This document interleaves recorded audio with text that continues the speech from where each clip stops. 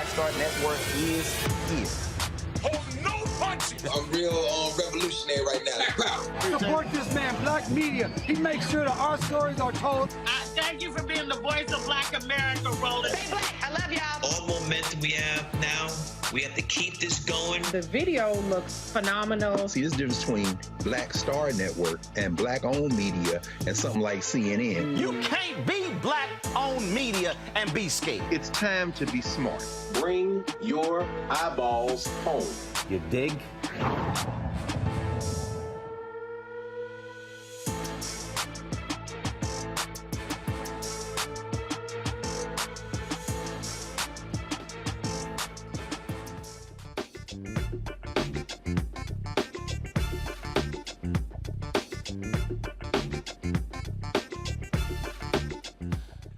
Today is Wednesday, October 26, 2022. Coming up on Roland Martin Unfiltered, streaming live on the Black Star Network. Georgia's early voting continues to break records.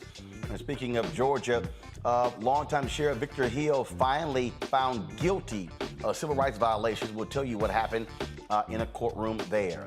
Also in Georgia, another woman says Herschel Walker pressured her to have an abortion in 1993. And she has tapes.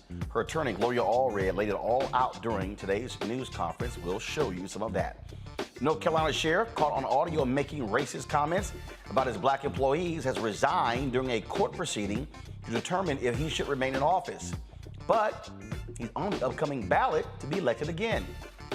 Supreme Court Justice Samuel Alito explains how leaking the Dobbs brief puts targets on the back of the conservative justices. Or it could be ignoring the will of the people. A Minnesota man awarded by the police for his heroics used his acceptance speech to tell law enforcement how he really feels about them. And I'll break down Kanye, or whatever he calls himself these days, getting canceled for anti-Semitic comments. And you got black people who are saying, well, what about anti-black comments? Well, it could be because black people offered him excuses.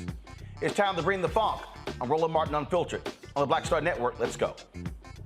He's got it. Whatever the miss, he's on it. Whatever it is, he's got the scoop, the fact, the find. And when it breaks, he's right on time and it's rolling. Best believe he's knowing. Putting it down from sports to news to politics. With entertainment just for kicks, he's rolling. It's on go, roll, y'all. It's Roland Martin, Rolling with Roland now. He's funky, he's fresh, he's real, the best, you know he's Roland Martin now.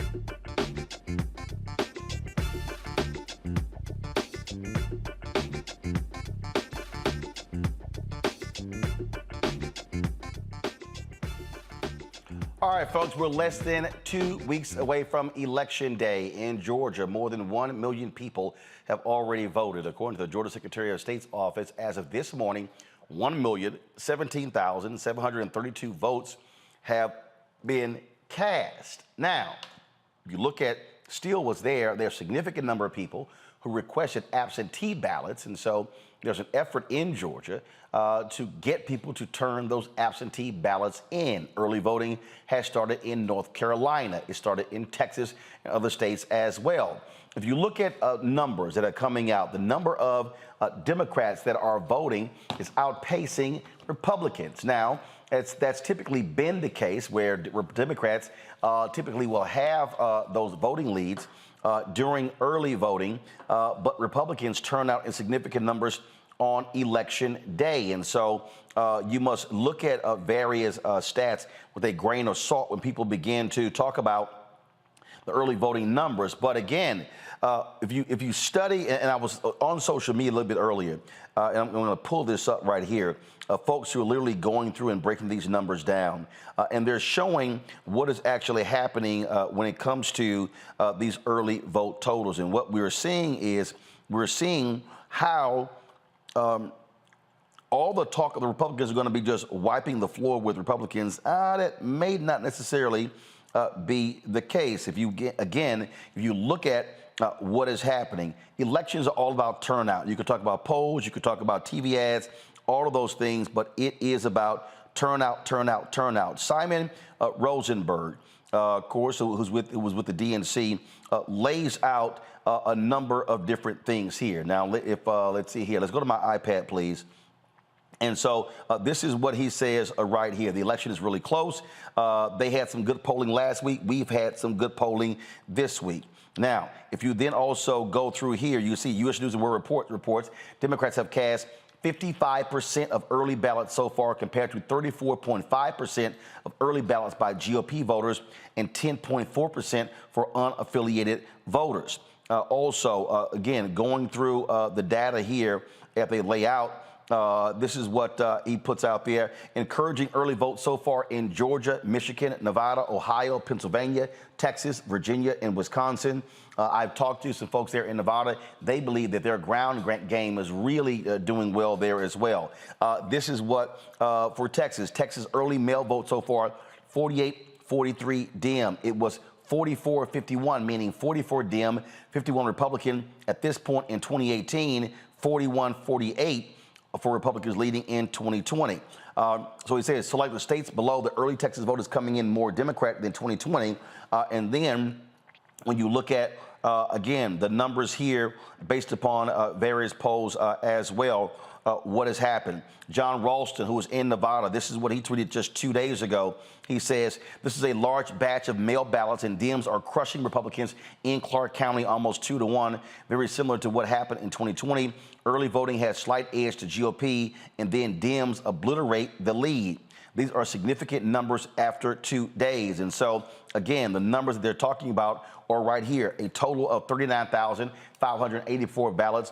Democrats returned 19,265 of those, Republicans at 10,199. That is crucial, folks, to understand what has to happen if Democrats are to withstand what many have been calling is supposed to be a red wave across this country. Republicans are really looking at what may happen. They think that they can sweep the board, but again, it comes down to turnout. Robert Portillo, Executive Director, Rainbow Push Coalition, Peachtree Street Project, Matt Manning, Civil Rights Attorney, Joe Richardson, Civil Rights Attorney. Glad to have all three of you here. I'll start with you, Robert. Again, turnout, turnout, turnout, ground game, ground game, ground game. We can talk about ads. We can talk about social media. We can talk about what goes viral. At the end of the day, you've got to turn your people out. And again, Republicans, a lot of them have been crowing as of late, saying, "Hey, they're going to be sweeping." I don't. You probably follow Eric Erickson. They're in Georgia, a right-wing Republican. He's been saying, "Oh, he thinks." First, I don't know where he's coming from, but he thinks actually Herschel Walker could win Georgia without a runoff. He thinks that Oz can beat Fetterman, and the same thing. He's touting how Republicans can win a lot of these key races. But the bottom line is this here.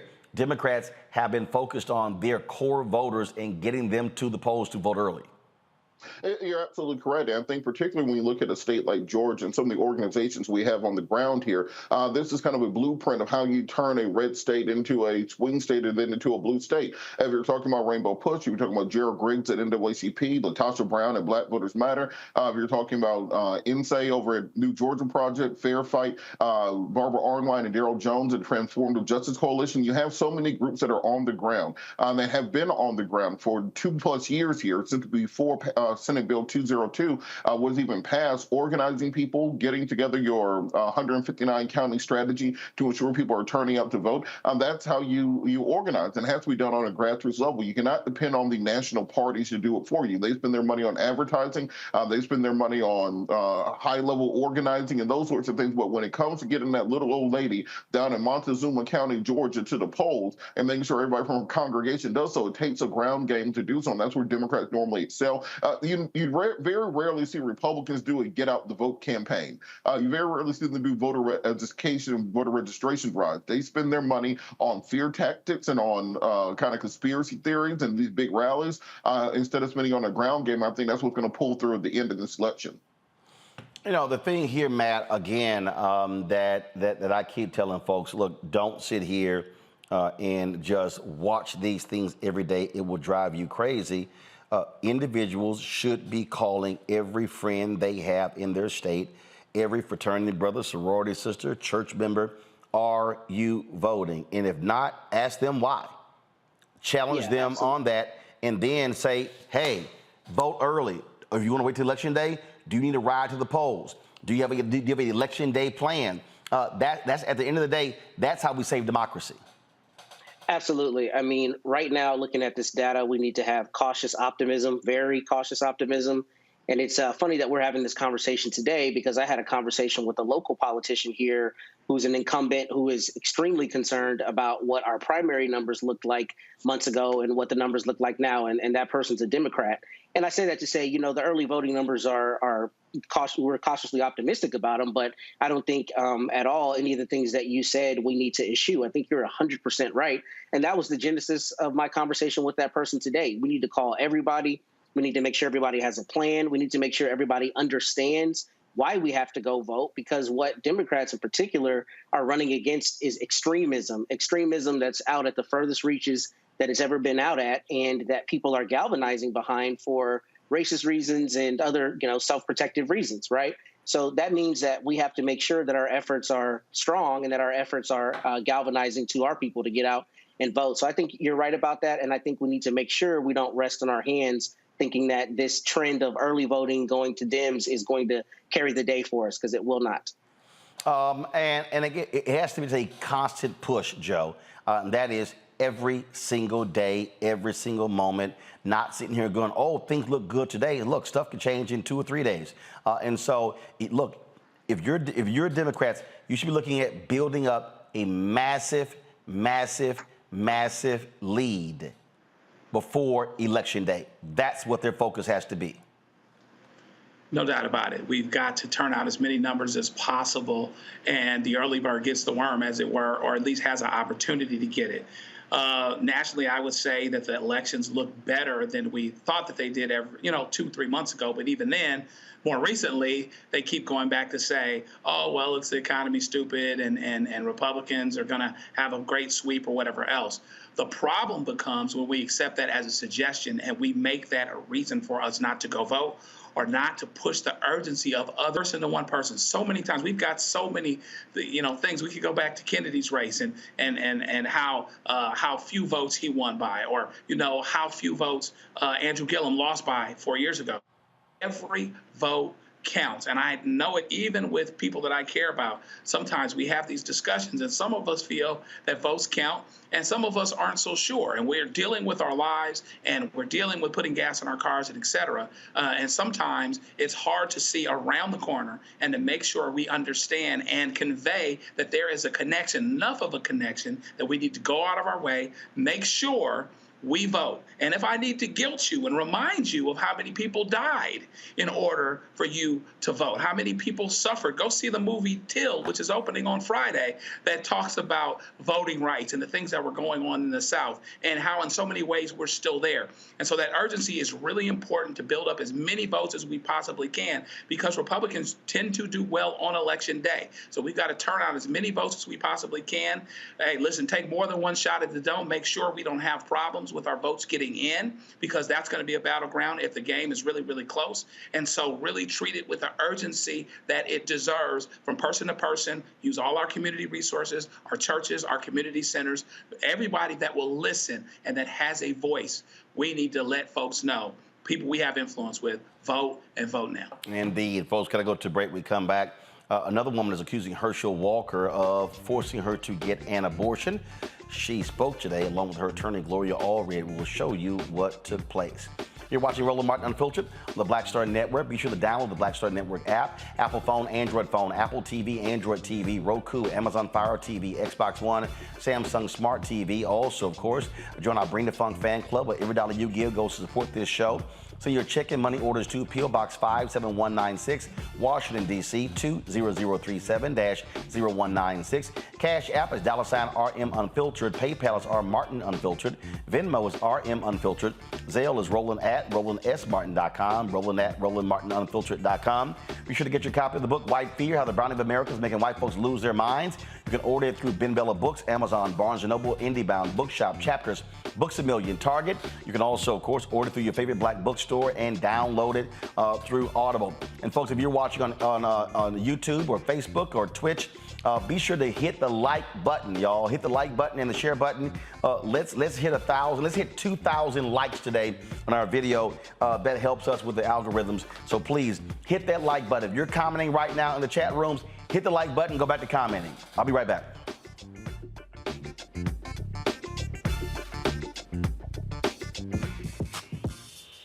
When we invest in ourselves, our glow, our vision, our vibe, we all shine. Together, we are Black beyond measure. This is our time, our moment to move forward, beyond the gun violence, the hospital closures, the unaffordable housing. Brian Kemp's Georgia for the wealthiest few. Stacey Abrams is looking out for every Georgian. She'll invest our $6 billion surplus in the fundamentals, education, healthcare, housing, and a good living, putting more money in your pocket to build one Georgia where everyone has the freedom to thrive. When we invest in ourselves, we all shine. Together, we are Black beyond measure. You know what's on the ballot. It's not just legislation and policies we believe in. It's democracy. Our democracy. There's a choice on the ballot between freedom and fear, between cruelty and compassion, between chaos and community, between voting or violence, and the end of rights generations have fought for. The extremists have a plan, a roadmap for a nation where your voice is silenced and your vote is a memory, where they count their votes and cast ours aside. That's why this year, this fight, this vote is so important. Register, engage, volunteer, fight back against the disinformation and despair, and most of all, vote, because your vote is all that stands between our future and theirs.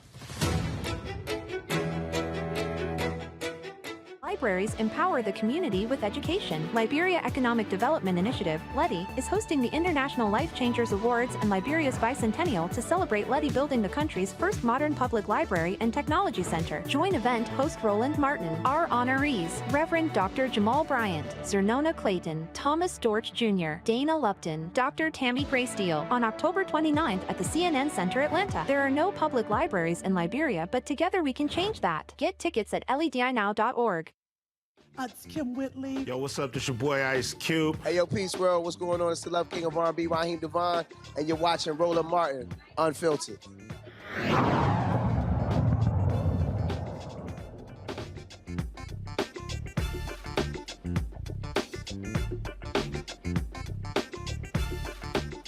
Well, Herschel Walker, more drama when it comes to abortion, meaning him paying for them. A woman stepped forward today, along with her attorney, Gloria Allred, and said Herschel Walker pressured her into getting an abortion in 1993.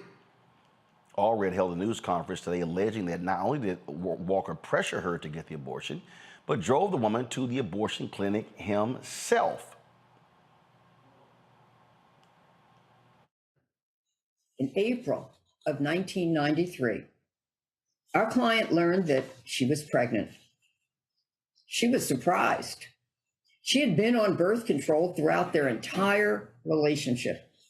When she told Mr. Walker that she was pregnant, he seemed shocked. She didn't know what to do. Mr. Walker clearly wanted her to have an abortion and convinced her to do so. Our client alleges that Mr. Walker gave her cash to pay for the abortion, and that she went to a clinic in Dallas, Texas. However, while she was at the clinic, she became overwhelmed with emotion. She could not go through with it, and she left the clinic in tears. When Mr. Walker called that and pressured her to go back to the clinic with him the next day to go through with the abortion. The following day, Mr. Walker drove her to the clinic and waited in the parking lot for hours until the abortion was completed and she came out. Now, Allred exhibited several personal cards that she said that Walker sent the woman, signed with his unique signature, letter H. The woman said she had a romantic relationship with Walker while he was married from 1987 to 1993. Now, this is a statement that Herschel Walker released. I already told people this is a lie, and I'm not going to continue to carry a lie along. And I also want to let you know that I didn't kill JFK either. Okay, Matt, making light of the situation here with Herschel Walker. Now, look, a lot of Republicans have already made it clear they don't care. He could have paid for 25 abortions, and they're still going to stand with him. But if you are Republicans, you should have a concern about what Republican women have to say about this, because at the end of the day, he's going to need every vote he can to beat Senator Raphael Warnock. Yeah, I think you should have a concern about that. And I think you should have a concern about the people you want to vote for you and whether they can really trust in what you say you believe in today. I mean, the reality is Republicans around the country have been attacking abortion for longer than I've been alive. And they finally got it with the Roe v. Wade being overturned. And I think now, you know, if you're standing alongside that party saying that you're against abortion rights and, you know, the things we've heard Republicans say, then it's obviously patently dishonest to have that in your background and act as though you didn't, or to not speak to the fact that, you know, there are rights that people have that are being taken away from them. So I do think that Republicans should be concerned about Republican women. I think they should be concerned about anybody who's on the fence who says, well, I've heard y'all beating this abortion drum for the last year, and now, you know, your own candidates have these in their backgrounds that they're not only not speaking to, but they've been out, you know, trying to proselytize people against abortion as a right. So I think, you know, that hypocrisy may play against them, particularly looking at the data that's shown that, you know, the majority of Americans actually believe you should have the right. So I think it just goes to dishonesty, and I don't know how it'll have an effect, but particularly in a tight race, I think that's a problematic thing, especially where Republicans have made their whole bread and butter on trying to be the party that moralizes, right? Talks about how they're morally superior. And then in reality, you know, we see the dishonesty and hypocrisy. So I don't know how they triage that, but I would be concerned about it. I tell you what, Robert, the folks with the Good Liars, they pretty are hilarious. These comedy folks, they put this sign up. Look, this is what they put up. Welcome to the Herschel Walker rally. If you are here for Herschel's campaign speech, please form a line on the left. If Herschel got you pregnant and you are here to collect money for an abortion, please form a line to the right. Thank you. You know, I think Jimmy Kimmel had a great line last night where he said when kids come to Herschel Walker's house for Halloween, he doesn't know if they want candy or child support. And it's just the reality of what this race is. And let's stop pretending at this point in time. Let's all just stop pretending that Republicans give a damn about any of this. Republicans give a damn about control of the Senate. Dana Loesch said she didn't care about Herschel Walker aborted bald eagles. You saw that even after all these claims came out, that you saw Rick Scott and Tom Cotton and other Republicans circle the wagon around Herschel Walker. We have to admit to ourselves that the Republicans do not care about competence. They do not care about morals. They do not care about values. They do not care about family and Christianity and all those things. If they did, they would have nominated Calvin King instead of Herschel Walker. He just wanted a black guy to run who was also in that primary. They care about power. It's been well known in this state of Georgia for 20 plus years that Herschel Walker held a gun to his ex-wife's head. Did not matter at all. That he held a razor blade to a woman's neck and threatened to kill her. Did not matter at all. That he took a pregnant woman and threw her down a flight of stairs. No one gave a damn about that. That he stalked a cheerleader in 1986, stalked another woman in 2002, stalked another woman in 2012, and had to have restraining orders taken out against him. Didn't care. He has 12 different personalities that he calls alters. They don't care. So I don't know why we keep playing this game as if there's something new that's going to be so shocking that they care about, that there's going to be something that shocks their conscience where they say, this is a bridge too far. This is against our manifest weight of our history. We shall never do this again. They don't give a damn. So what it comes down to at this point in time is motivating and bringing out the base to ensure that he does not win, because at the end of the day, there's no Herschel Walker information that can come out that will make Republicans turn against him. So what you have to concentrate on doing is making sure that people support you, turn out, and get out in record numbers. This is, Joe, when Herschel had a rally, the Good Liars comedian made their way to the stage, and they had a present or some gifts for Herschel Walker. Watch this here. Herschel, yes, I got you some condoms. Yes, hey, if you wear the condoms, what we're gonna do is you won't get the girls. You won't get the girls pregnant, and you won't have to pay for the abortions. Here, take them. Take the condoms. What?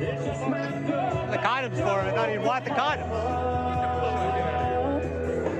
Will you just hand him one of them? Because he's had to pay for the abortions. Here, just put it in his pocket. Herschel, yes, I got you some condoms. Yes, hey, if you wear the condoms, what we're gonna do is right there, Joe. You won't get the girls pregnant.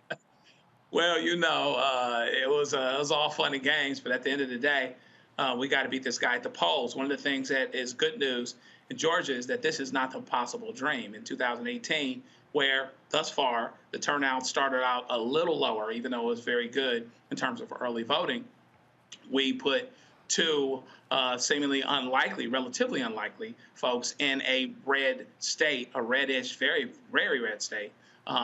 We benefited from having some bad candidates. But that being said, the turnout was huge and it was really, really important. And the other thing that they did, you know, Georgia, the reason why it has that runoff is because, you know, voter turnout tends to fizzle if someone doesn't win on the first ballot or on the second ballot of the general election ballot, and they still lost. And so what we have to know is that, you know, Herschel Walker, to the point that was just made, is still going to have the support of Republicans all around. And so you really have to turn out your base. Hopefully there are a few women out there that are appalled enough by what's going on to switch their votes or to not vote for Republicans or be less enthusiastic. But you can't count on that because, among other things, women, particularly white women, turn out for Donald Trump, regardless of what he said and done, and turned on Hillary, where if a man with those qualifications as Hillary had and perhaps the edges, a little less popular, would still have beaten Trump by a landslide.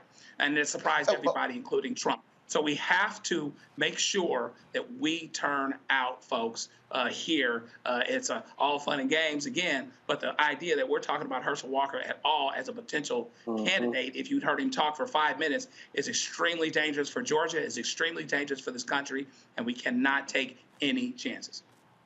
And just kind of piggybacking on that point about the white women vote, we spent almost the entire month of September in this weird culture war in Georgia about, well, why aren't black men voting for voting, or why aren't they polling the same number as other people? Black men are supporting the Democratic Party 88% in the polls. If you look at the polls, Herschel Walker still is getting close to 60% of the white woman vote. Let's ask those allies, those people who wear the I'm with her shirt to go into the polls and vote for Donald Trump, the ones who wear their pink hat at the parade and then go home and still vote for Herschel Walker and still vote for people on that side of the aisle. Those are the folks that we need to be having this culture war with, because when it comes down, as Bill Burr said, to affirmative action programs, governmental contracting, diversity programs, white women hop right in that line and get to the front of it. But when it gets back to election time, they go right back to those same law and order, fear tactics, the same MAGA hat conspiracy theories that is endemic on that side of the aisle. So let's make sure that we're putting the blame where it's needed, and we make sure that the culture war conversations we're having are directed in the right place. Instead of trying to split black men and black women apart electorally, let's make sure that the white women are carrying their water when it comes to these elections also. Oh, absolutely. And it is, again, folks, at the end of the day, it boils down to turnout. I do want to ask you all about last night's debate in Pennsylvania with Mehmet Oz and Lieutenant Governor John Fetterman. There were a lot of people that were highly critical of Fetterman for his performance. They said that he clearly was not well enough to debate. But then you have folks who are experts say, look, what he exhibited were examples of what happened when someone suffers a stroke, but it doesn't mean that they still cannot perform at a high level. Matt, Joe, I'll start with you. Do you believe that it was a mistake by the Fetterman campaign to allow him to debate last night? Or does this also frankly, redefine how we have a conversation about people who have suffered from an illness and whether or not they can still work? I think that the discussion on B is really on alternative option B is really, really important. So, and this is a difficult thing.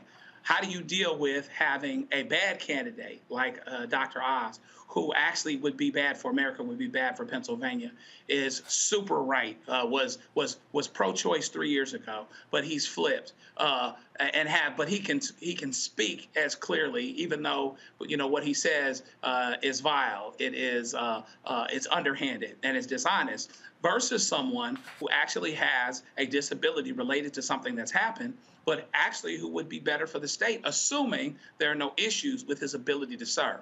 And so the problem is Dr. Oz, hits below the belt and attacks him on his health, which is interesting as a doctor. We could talk about that ethically. But that being said, people have to really look and decide where and how they're going to make a choice. I would have, if I was that campaign, Fetterman's campaign, I would have put him up for the debate as well, because otherwise, if he doesn't go up at the debate, you have to make lemonade sometimes. And if he doesn't go up for the debate, now Oz is chasing him, and the campaign becomes about him ducking, and he's ducking because he's not capable. I think you can take this, make it in a lemonade, say this is about being competent to serve, being able to serve. My doctors have told me and told us that I am able to serve. The ideas that I convey are clear. They're consistent with what people in this state think. And Dr. Oz is a bad candidate. So, you would love for him to have done better, Fetterman or whatever else, but you take people as you find them sometimes. And based on what he went through, I think you can take that lemonade and make it into a larger discussion about some things that have the potential to help people. Matt, there was a point in the debate where Oz made a comment with regards to who should be determining who has an abortion. Fetterman folks jumped on that immediately, and they put this ad out first thing this morning. This is who Dr. Oz wants in charge of women's health care decisions. I want women, doctors, local political leaders, local political leaders, local political leaders. Oz would let politicians like Doug Mastriano ban abortion without exceptions, even in cases of rape, incest, or life of the mother. Oz is too extreme for Pennsylvania. I'm John Fetterman, and I approve this message. That right there, Matt, again, is one of the defining issues of this campaign. And some suggest that Oz just handed Fetterman, a bouquet of flowers by making that a local political leader's comment. Yeah, I think that's a horrible comment. And I think, Joe and Robert both have said things that I think are particularly instructive here. I mean, the first being he's a doctor. So from an ethical standpoint, it's extremely problematic that a doctor would say it shouldn't be a patient and a doctor making a decision, but rather some political leader, right? That's just abhorrent in and of itself, considering he's a doctor. But also to Robert's point earlier, Republicans don't care. So it really comes down to, they don't care at all about the ethics, about the values, about even consistency. The idea that this is the seminal issue for a lot of people in this election, and 3 years ago he had a completely different position on it, should show you that, he's going to be a chameleon and do whatever he needs to do to get elected. But whether that translates to Republicans either abstaining from voting or walking away and voting for Fetterman is a different issue. And I don't know that it does. So it's going to be a turnout issue again. And I kind of wanted to chime in as well and say that, this is the problem with politics. We get on TV and we talk about all these erudite issues, but for so many people out there, they're not voting on that. They're voting on how somebody looks, how somebody talks in a debate. And that's the scary thing about it, right? That's a lot of what is going to sway certain people. And it's a concern that rather than listening to Fetterman's positions and his ideas for policy, you have to be really concerned that there may be people who think that because he had a stroke and he's not speaking as clearly as Oz, that he's not the more qualified and the better candidate. And that is a concern, which means Pennsylvanians need to get out and vote. Robert, I'm going to play a clip from Fetterman from last night's debate. I want to get your thoughts on should they have allowed him to debate. Watch this. Pennsylvania. Here's a man that spent more than $20 million of his own money to try to buy that seat. I'm also having to talk about something called the Oz rule, that if he's on TV, he's lying. He did that during his career on his TV show. He's done that during his campaign about lying about our record here, and he's also lying probably during this debate. And let's also talk about the elephant in the room. I had a stroke. He's never let me forget that. And I might miss some words during this debate, mush two words together, but it knocked me down, but I'm going to keep coming back up. And this campaign is all about, to me, is about fighting for everyone in Pennsylvania that ever got knocked down, that needs to get back up, and fighting for all forgotten communities all across Pennsylvania that also got knocked down, that needs to keep getting Pennsylvania. So, Robert, the question is here. If you were on that campaign, would you allow him on that debate stage last night?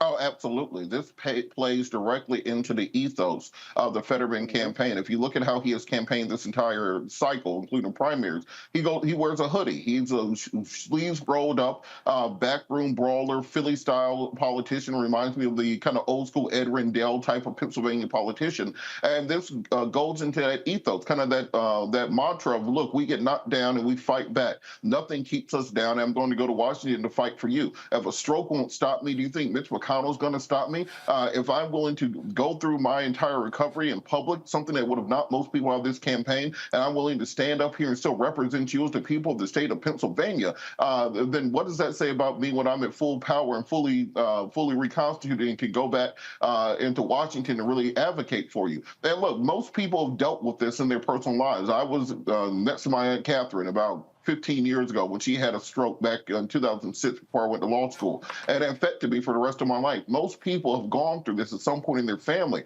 And this idea that Dr. Oz is going around making fun of somebody for having a stroke, cracking jokes, saying if he had ever ate a vegetable, he would not have had a stroke while you're holding him a crudité. I think that for the people of Pennsylvania, it's not about who has the prettiest words. This is not the Oxford debate series. We thought a similar thing happened in Georgia during the Warnock versus Walker debate, where Walker, because he was so simple-minded and so simply spoken, he did not need to be the most articulate and need to be the most up on policy. It was about connecting with the voters. And I think Fetterman did a far better job of connecting with voters than Dr. Oz did. All right, folks. We'll see what happens. The Fetterman campaign said they raised $2 million in the last 24 hours after the debate was over, and so we'll see how that works out. All right, y'all, when we come back on Roland Martin Unfiltered, we showed you the video of a man who was praised by the police for his actions in the city. Well, he had a few choice words for those same very police. We'll talk to him right here on Roland Martin Unfiltered on the Black Star Network. Folks, support us by joining our Bring the Funk fan club. Also, download the Black Star Network app, Apple phone, Android phone, Apple TV, Android TV, Roku, Amazon Fire TV, Xbox One, Samsung Smart TV. You also can, of course, join our Bring the Funk fan club. Send a check-out money order to P.O. Box 57196, Washington, D.C. 20037-0196. Cash App is $RM Unfiltered. PayPal is R Martin Unfiltered. Venmo is RM Unfiltered. Zelle is Roland at RolandSMartin.com, Roland at RolandMartinUnfiltered.com. And, of course, download your copy of the book, White Fear, How the Brown of America is Making White Folks Lose Their Minds. You can buy a hard copy at Ben Bella Books, Amazon, Barnes & Noble, IndieBound, Bookshop, Chapters, Books A Million, Target. Download it from Audible. Buy from your favorite black bookstore. And, folks, if you're watching on Instagram, YouTube, Facebook, Twitch, hit the like button. More than 3,000 are watching live right now on YouTube. Y'all, hit the like button. So you got to do. It's free. Doesn't cost you a dime. So please, when we come back from this break, we should easily be at 1,500 likes right there on our YouTube channel. We'll be right back. When we invest in ourselves, we all shine. Together, we are black beyond measure. This is our time. Our moment to move forward, beyond the gun violence, the hospital closures, the unaffordable housing. Brian Kemp's Georgia for the wealthiest few. Stacey Abrams is looking out for every Georgian. She'll invest our $6 billion surplus in the fundamentals, education, healthcare, housing, and a good living, putting more money in your pocket to build one Georgia where everyone has the freedom to thrive. When we invest in ourselves, our glow, our vision, our vibe, we all shine. Together, we are black beyond measure. I am on screen And I am representing what a black man is to the entire world that's gonna see this. And this might be the only black man, a representation of a black man that they see. Right. So I am responsible. Right. For how they see black men. And it's my responsibility to, if I am not playing an upstanding, honorable, someone with a strong principle or moral core, to make sure that this character is so specific. Right. That it is him, not black men. And I wish that more actors would realize how important their position is as an actor of color, playing people of color on screen. Because there are people that see us all over the world in these different images that we portray. And not everyone knows black people to know. Yes. That's not all.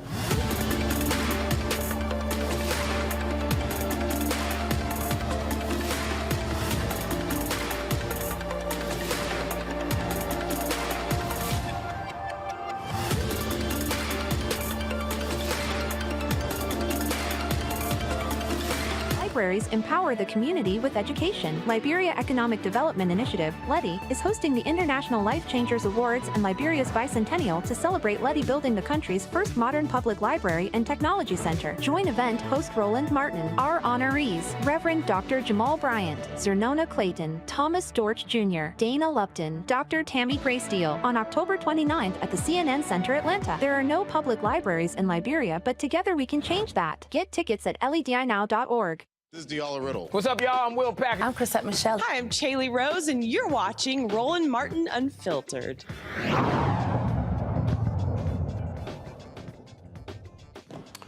All right, folks. So St. Paul, Minnesota Interim Police Chief Jeremy Ellison was presented Alex Mingus with the Chief's Medal of Valor for helping to save the life of a shooting victim in October of last year.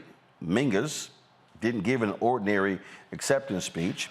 His message certainly went viral when people saw what he wore, but also what he had to say. Watch this. It is my great pleasure to present you with the Chiefs Award for Valor in recognition for your heroic efforts. Congratulations. Thank you.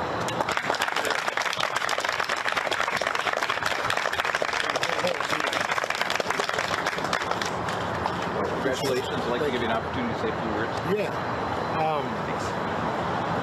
I appreciate it.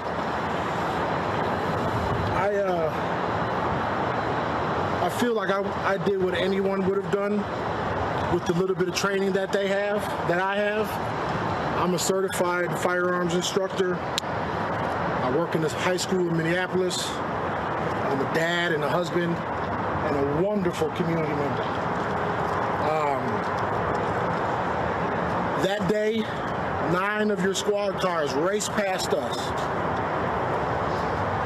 as I was flagging them down. It said in the letter you sent me. And that was a potential of 18 people. 18 people could have stopped to help preserve life. But 18 people chose to go to a potential threat. And I recognized the man had a pistol and we didn't know what he was doing. I do appreciate the recognition, but I won't keep this stuff. This will go to my mom, and this will probably go to my son, because I'm very uncomfortable being here with you guys. I do not rock with the police,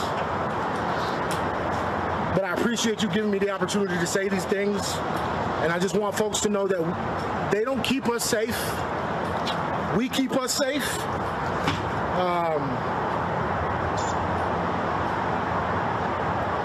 Riots work. Thank you. Appreciate you. Thanks, Alex. I can take this with me? This is true. Thank you. Y'all be safe out here. Great work. Thank you. Thank you. Appreciate it. Well, Alex Mingus joins us right now on Roland Martin Unfiltered. Alex, glad to have you here. Were you surprised how this video just boomeranged all around social media? Excuse me, absolutely. I went to bed on Friday night with maybe just over 800 followers on Instagram and woke up with close to 8,000. So I am very, very shocked. So what was interesting here is that, you know, they laid out the things that you did and offering you this award, and then when you stepped up, you wanted to showcase the shirt that you have on now. Obviously, that was your plan all along. Correct. I've had the shirt for some time, and I have some other shirts as well, but I chose this one primarily because I feel like the police are one of the strongest arms of white supremacy. And you take it off, and then you accept it, and then you make it clear, hey, I ain't really trusting y'all. I'm not really, I'm not really feeling y'all. I'm not really feeling y'all. So so Alex, it was interesting to me was when you sat there and made that comment, and then you were like, Rise work. The chief was a little befuddled with you. Yeah. Yeah, you know, in the moment, I didn't catch anybody's reaction, but I've been able to go back and look at the video, and yeah, I don't think I'm shocked by the fact that no one thought to enter my name into any kind of social media prior to me coming, because it wouldn't have taken very long to see how I feel about police. So yeah, when I did notice when I took the hoodie off, there was one officer that kind of was chuckling, and he almost got me off my square, and I almost like zeroed in on him, but I was able to stay the course. The other thing that, again, as I look at this, it was a look at what took place here with your video, which I found to be real interesting here, Alex, is that you made this comment and you challenged them, and you were trying to let people know, really, that, look, this is a fundamental issue in terms of what's happening, because you said, hey, the cops could have stopped. Right. Yeah, I mean, that was one of my main concerns, is the only thing that I really prepared for that day was that I wanted to touch on the amount of police officers that passed us that could have stopped and rendered some aid. And so you said, you counted the cars. You counted the cars going by, and so here they're honoring you, but that's actually their job, to protect and serve. That's correct. That's what I thought. That's crazy. Questions from our panelists. I'll start with you, Matt Manning. Yeah, so Alex, thanks for joining us, man, and thanks for keeping it 100 in that situation. What I'm really interested in is, what was the lead up like? And I ask that because a lot of times we see police departments and politicians want the photo op, right? They want the opportunity to look like they're standing next to a hero citizen, which you are. But like you said, if they had done their homework, they would know kind of what your position was. So what was the lead up to it, and what has the backlash, if any, been from the police department and their supporters? Sure. Leading up to that day, I was pretty nervous that day specifically. And again, wasn't sure what I was going to say. Knew that I wanted to touch on the amount of police cars that went past us. But besides that, I wasn't sure. I was very uncomfortable because I am an abolitionist, and I feel like, it was scary because I've had my own encounters with police, and I live in South Minneapolis, right where George Floyd was killed. So I was scared and was nervous. And afterwards, you know, it's been overwhelmingly positive. And thus far, any negativity that anybody's been commenting has been dealt with by the people in the comments, and I'm really not engaging in any negativity. Robert. So has there been any follow-up from the police department with regards to kind of your comments? Have they enacted any measures to help break down this white supremacist system? Have they talked to you about community policing? Have they discussed any ways that you can work together to try to bridge this gap where we can have actual policing that protects the community, but also respects the human and civil rights of African Americans? No. A firm no. I haven't heard anything. And with that, if police are listening right now, what suggestions would you make to them to kind of bring the things that you're fighting for closer to what they're supposed to be working towards? So how I see defunding the police happening is not a guillotine drop and no more police, but more of a incremental redistribution of funds over time from the police and putting it on the front end, to me, which would be like prenatal care, early childhood development, after-school programs, summer programs, jobs for teens, giving kids the opportunity to fully develop their brains, and so they're not living in a constant state of fight or flight. And that way, by the time they're teenagers, we will have more emotionally stable people running around, and we would need less police. Also, if we want to do away with crime, we should do away with poverty. A lot of the crimes that are happening in our inner city neighborhoods is predominantly driven by poverty. All right, Joe. First of all, I appreciate you, Alex, holding it down in my wife's hometown. Hey. I wonder what the conversations have been like. I mean, you've been in the belly of the beast. You're right next door to what happened with Daunte Wright and George Floyd, and I'm sure that there are conversations arising out of that time. What have those conversations been like with people, and how do you think the conversations will go now? Because I am sure that some people are going to reach out to you and say, hey, Alex, I always kind of wanted to talk to you about this, and that type of thing, because I think it's important for them to see you first as a responsible citizen that's going to do the right thing. Even if you have a different opinion about something, you are going to be down for you, yours, your community, which will incidentally benefit, even though not everybody's great always in the community. So how have your conversations been since George Floyd, and what do you expect to happen with them now? I've seen a lot more legitimate community building, a lot more people being outside of their houses, engaging with their neighbors, because during the uprising, that's what kept us safe, was engaging with the people who live right by you, knowing who your neighbors were, and communicating with them when there was something that we seen that was off. Also, there's been a huge uptick in training, whether that be around firearms or like street medic things. And so I think it's the conversations have been, there's multiple parts, right? But we've had the conversations of peer abolition and how do we end up with police not policing us. But then there's been the more like, all right, well, while we're here, how can we better prepare ourselves so that 911 isn't our only option? And those are some of the things that have come out of the uprising. Most likely had already been happening underground, but have been more mainstream now.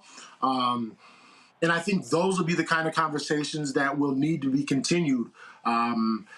Giving people the knowledge of firearm safety and responsible firearms usage. Some medic training, to be able to deal with small scale things on our own, and continue community building so that we can continue to keep us safe, and we can help people understand that police aren't our lifeline. All right. Alex Mingus, we certainly appreciate it, man. Thank you so very much. Again, it was powerful for you to wear the shirt, to say what you had to say, and using that opportunity to speak your truth. And we certainly appreciate you joining us. Thanks a lot. I appreciate y'all having me. Thank you. All right, take care. All right, folks, we come back. Our Black and Missing. We'll also tell you about 2 disgraced sheriffs sheriffs. One white sheriff in North Carolina, he has resigned for making racial comments. Then a black sheriff in Georgia found guilty of violating the civil rights of inmates. We'll tell you about both of those when we come back on Roland Martin Unfiltered on the Black Star Network. Please download the Black Star Network app, Apple phone, Android phone, Apple TV, Android TV, Roku, Amazon Fire TV, Xbox One, Samsung Smart TV. You can also, of course, join our Bring the Funk fan club. Your dollars make it possible for us to be able to cover the stories all across the country. We have to generate $100,000 each month, October, November, December. And so that's 2,000 people contributing on average $50 each, which is $4.19 a month, 13 cents a day. You can, of course, check a money order. Go to P.O. Box 57196, Washington, D.C. 20037-0196. Cash App is $RM Unfiltered. PayPal is R Martin Unfiltered. Venmo is RM Unfiltered. Zelle is Roland at RolandSMartin.com. Roland at RolandMartinUnfiltered.com. And get your copy of my book, White Fear: How the Browning of America is Making White Folks Lose Their Minds. Available in all bookstores, Amazon, Barnes & Noble, Ben Bella Books, IndieBound, Bookshop, Chapters, Books A Million, Target. You can also download a copy from Audible. We'll be right back. When we invest in ourselves, we all shine. Together, we are black beyond measure. This is our time. Our moment to move forward, beyond the gun violence, the hospital closures, the unaffordable housing. Brian Kemp's Georgia for the wealthiest few. Stacey Abrams is looking out for every Georgian. She'll invest our $6 billion surplus in the fundamentals: education, healthcare, housing, and a good living. Putting more money in your pocket to build one Georgia where everyone has the freedom to thrive. When we invest in ourselves, our glow, our vision, our vibe, we all shine. Together, we are black beyond measure. It's about us. Everybody out together. We are in sunny South Dallas. The election is coming up. It's super important that folks know who they are voting for, but more importantly, what they are voting for. Y'all, we got the free shirts and free lunch right over here. Freedom is our birthright. No matter what we're up against, we're sending a message in Dallas and Texas and in this country. We won't back down. That's what this bus tour is all about. The housing cost is one of the most capitalized areas that we have found. People who are marginalized, that are brown and black, we are suffering the most, and I think that we have the biggest vote and the biggest impact in this election. I'm voting for affordable housing, for sure. We should not be paying the cost of a utility failure because our elected officials are too proud to say, we need help. I know that we can bring out our people to vote. It's a part of our birthright. Right. It's a part of our heritage, and surely it's a part of our present and part of our future. That's right. That's what's up. And we won't black down. Forward that message to 5 friends, because in that message, it's got links to how to get registered, how to check your registration status. Like I said, 2:30 we'll start rendezvousing right here on this street. I am voting to let our voice be heard in the rural communities that, hey, we are people too. There are things that we need. Free shirts, free food, and lots of power. We are in Longview, Texas, where Black Voters Matter, 365.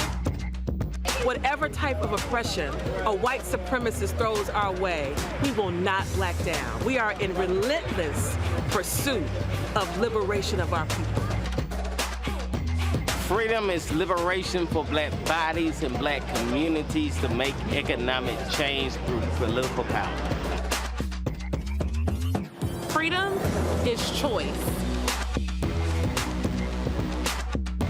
We won't black down. We won't black down. We won't black down, y'all. We won't black down. We won't black down. We won't black down. On the next Get Wealthy with me, Deborah Owens, America's Wealth Coach, Black women are starting businesses at the fastest rate than any other segment. However, finding the funding to build them is challenging.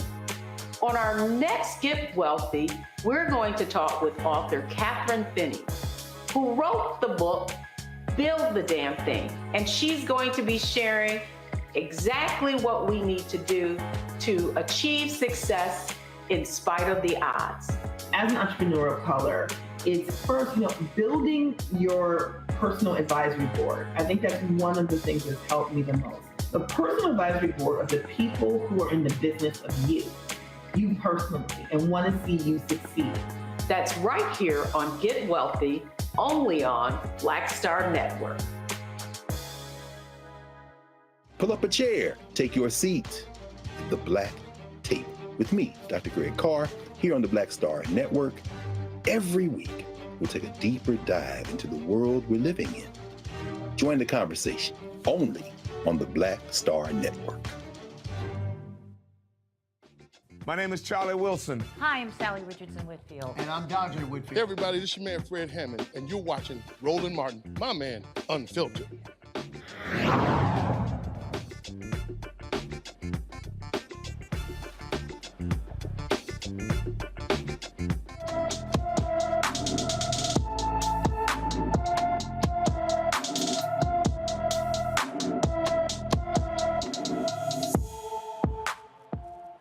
All right, folks.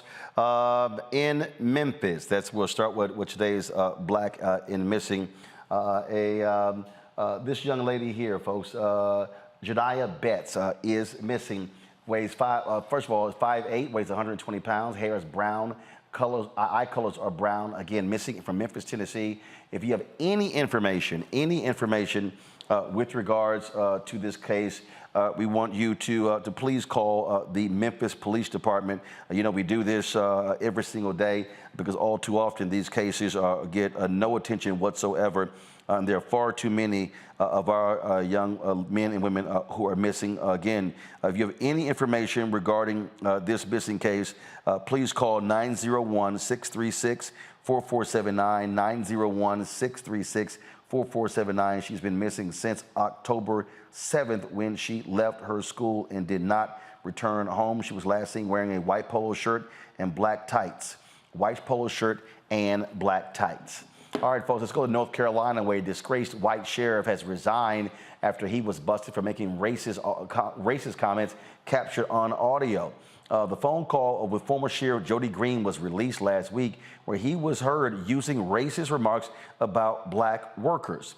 He was the sheriff of Columbus County, North Carolina, and he resigned as the county's first Republican in front of a packed courtroom. He had been suspended from office since October 4th for allegations of misconduct in office, malicious arrest, intimidating county commissioners, and sexual harassment. He made a statement on social media. But first, let's play the audio. Play the audio of what he actually said that led to all of this drama?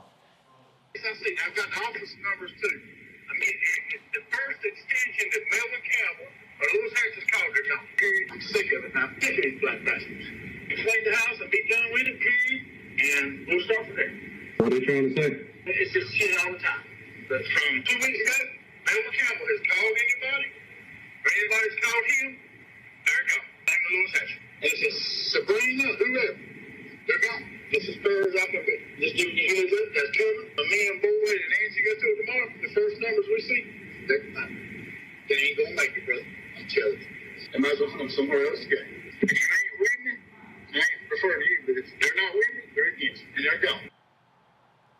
Now, folks, this is what the sheriff said, quote, "Due to my love for Columbus County and to spare my fellow citizens, along with my family and friends, the ordeal and spectacle of a lengthy trial, I resigned as sheriff of Columbus County for the term elected November 2018, effective this morning. The allegations in the state's petition and amended petition are not true. They were politically motivated.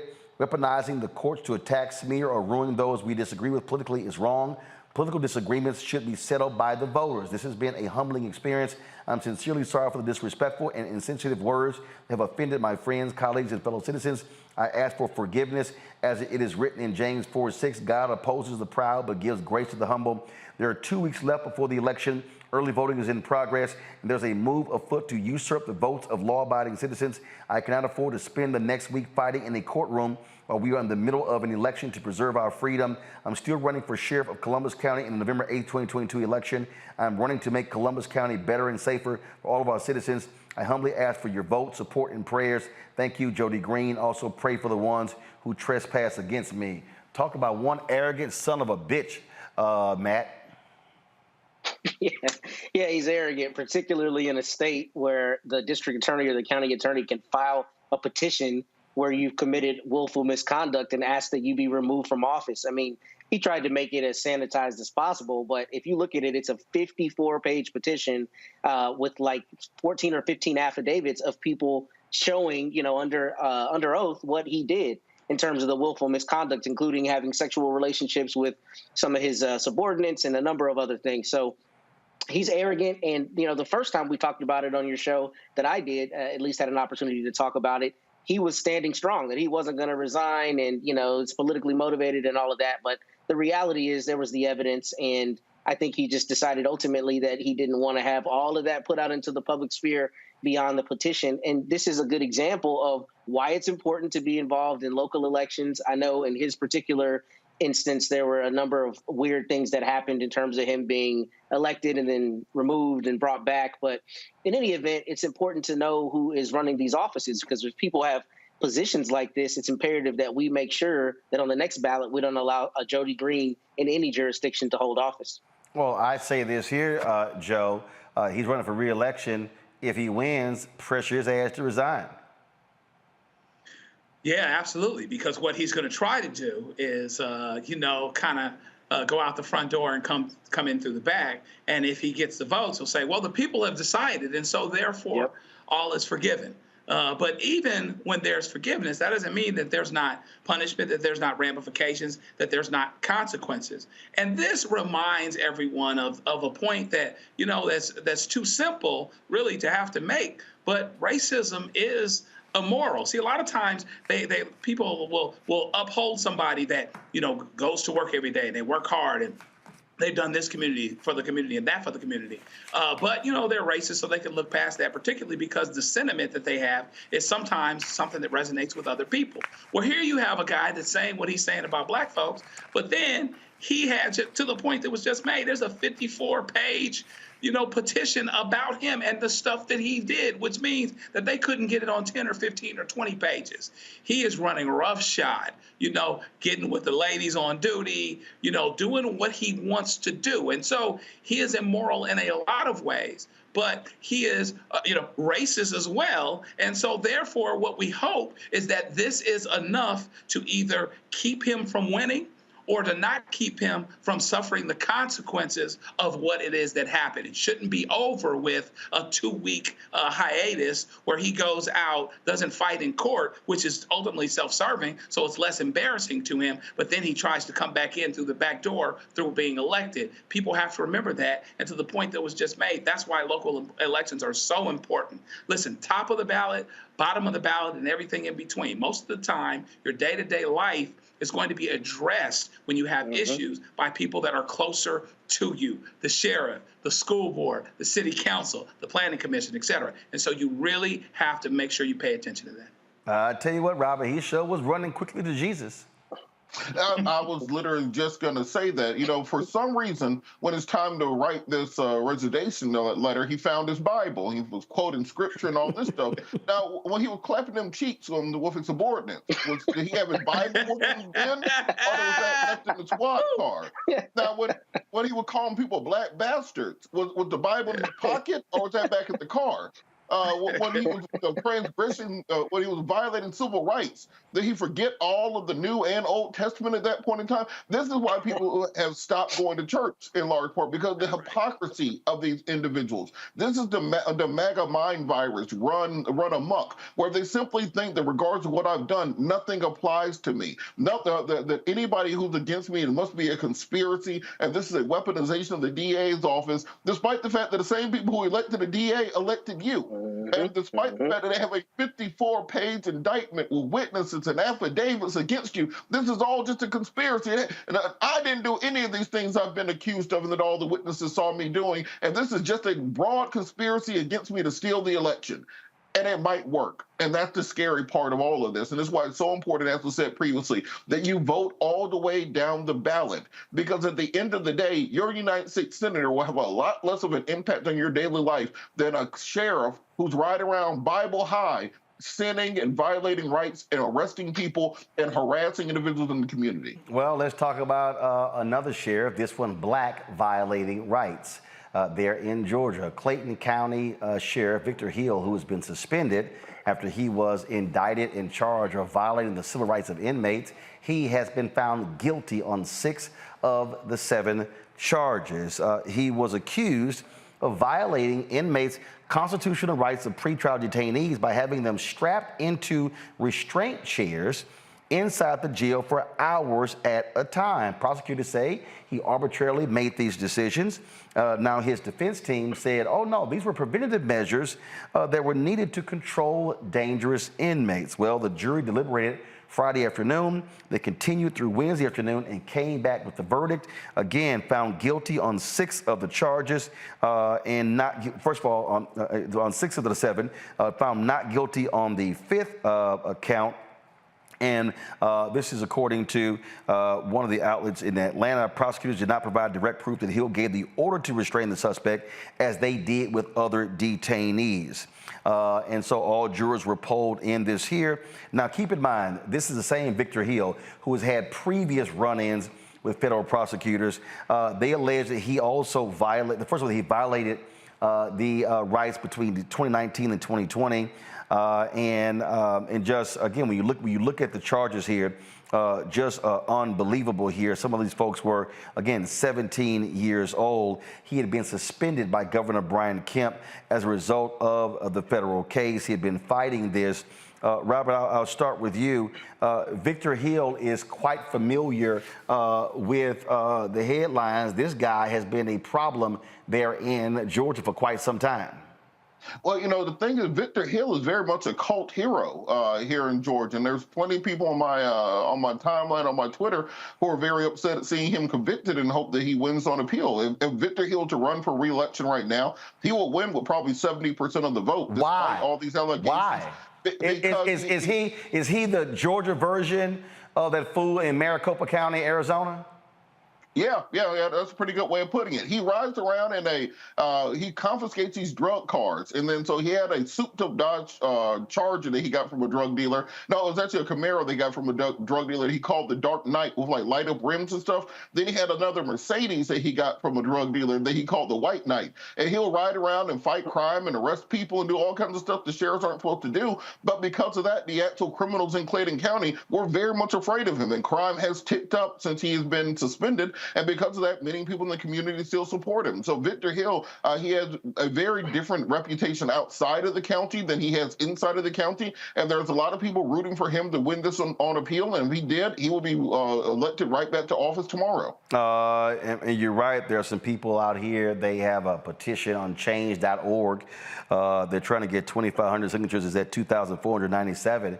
Again, Matt, when you look at this guy's record, I mean, he has had significant run-ins and just back and forth. But I don't care if the people think he's popular. You cannot violate the constitutional rights of pretrial detainees or folks who've also been convicted. You simply cannot do it. That is illegal. He broke the law. That's why he was found guilty. You're exactly right. I mean, the 14th Amendment, allows you or provides you with the right to have due process when you're a pretrial detainee who has not been convicted of a crime. And that's really what is particularly both problematic about this situation and also encouraging to the extent that the Justice Department is the one prosecuting it. And they prosecuted, a number of these civil rights cases. And it's really important, again, who you elect into office and what their priorities are. And Kristen Clark and her Civil Rights Division has done a bang-up job on holding people accountable, right? The fact that Victor Hill is a cult hero, people like him, clearly. But it's really problematic, especially as it relates to inmates and inmates' rights. You have no idea how many calls I get about people who are brutalized in county jails every day. And frankly, how many people don't care? How many people feel like, if you go to jail, you kind of get what's coming to you. And that's really the biggest issue here. If you believe in the Constitution and if you believe in humanity, people have the right to have due process, number one. And number two, you can't have a sheriff who's just capriciously not clapping cheeks, but putting cheeks in a restraint chair, at his whim. You can't have that. So the Justice Department clearly had the evidence, and I'm glad he's being held accountable, because the fact that he's Black does not absolve him of anything. This undermines people's trust in, this public office. And we have to have trust in those who are tasked to keep us safe and to protect us, because if not, we don't have an orderly society. Joe, this is the same Victor Hill. I'm surprised Robert did not bring this up. This is the same. Oh, the lady he shot. Yeah, this is the same Victor Hill who 6 years ago shot a woman in a motel. She recovered. She told the police the shooting was an accident. He should not have been charged. She was shot in the abdomen, causing life-threatening injuries. He eventually got probation for that. That was 6 years ago, and then he's like, "Oh, I want my job back." Yeah. What? Joe, this. I mean, are we talking about the law or the thugs? People love Victor Hill. I'm telling you, depending on who you talk to and what situation you're in, the police can be their own gang, and they can be their own group, and this demonstrates that you're not necessarily getting a better shake because the police officer is Black. There are well-intentioned Black officers that are at the top that are fighting their police unions, like in Minneapolis. And then there are ones on the top of the food chain, like in this situation, where us versus them is in full effect. LAPD is majority minority, even though it's mostly Hispanic. That's one of the things that was supposed to improve out of the 92 uprisings, et cetera. But they have the same problems. Carl Douglas is just as busy as he was 30 years ago. And so basically you have a situation where, you've got a bad cop at the top, and he's on this side. He's protecting him and his, and what that means for him, damn the Constitution, damn the rule of law, damn everything else. And for people that are scared, that would pick a side, some of them actually would pick him. It's interesting, when we go to court every day, we all try cases. Things aren't supposed to come in unless the evidence is dependable. That's why there's a hearsay rule. Without an exception, it's not going to come in. You can't get people any kind of way that you want to and then feel better about it. And this is a huge problem. I'm glad he's being prosecuted. I think it's really, really important. But it underscores this larger us versus them mentality that actually can transcend color as it does here. And the people have every right to be scared when you've got somebody at the top of the food chain not following the law. Folks, go to my iPad, please. This is a Daily Beast story. This is the same Victor Hill when he was first elected. He terminated. He's the first Black sheriff in Clayton County. He terminated 27 deputies and put snipers on the roof. The article says, just in case the disgruntled cops acted out. Then there was a campaign commercial where the fictional mayor in the commercial said, when we're in a state of emergency, Victor Hill is the only sheriff of the criminals fear. The mayor pulls out a big red button and quietly commands, do it. And Hill's own version of the bat signal flashes in the sky.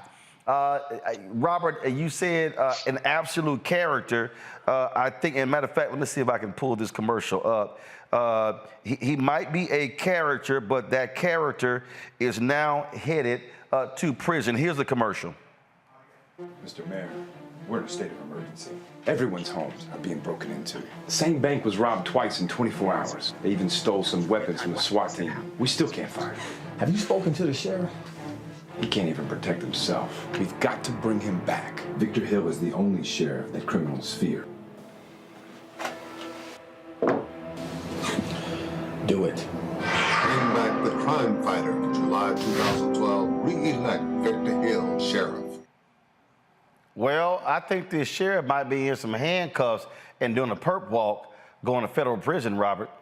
Well, look, Ro, you missed a whole extra scandal in there the last time he was on trial. when they accused him of stealing his own police car and misusing county funds for his own joyrides. Look, Victor Hill, he's a character. He's a character in Georgia politics. This will probably go to appeal, and hopefully once the judgment comes back in that will allow the people to say, well, this is a true and accurate sentence, and then move on from there. But when it comes to, if you were to go down to Clayton County right now and talk to your average African-American voter there, they will still be behind Victor Hill 100%. He will probably win an election today by 70 or 80% versus anybody else.